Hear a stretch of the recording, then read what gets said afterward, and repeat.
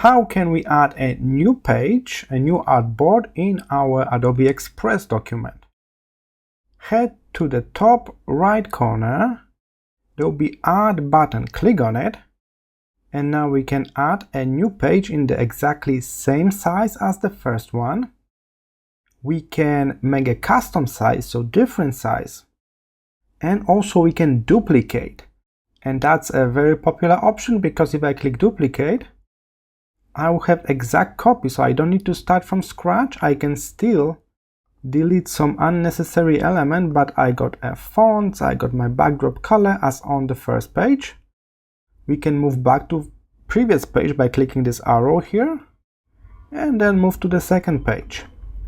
You can also click over here to view all pages at the same time. From here, we can also add a new page. We can duplicate existing page as well. We can select all and we can delete pages. So let's delete this page number 2 and it's gone. Now I'm going to click this plus and I add a brand new page. This one is empty. If you want to have a duplicate, you can also do that. Just click those 3 dots and duplicate existing page. Alright, I hope this short tutorial was helpful. I will see you in the next one.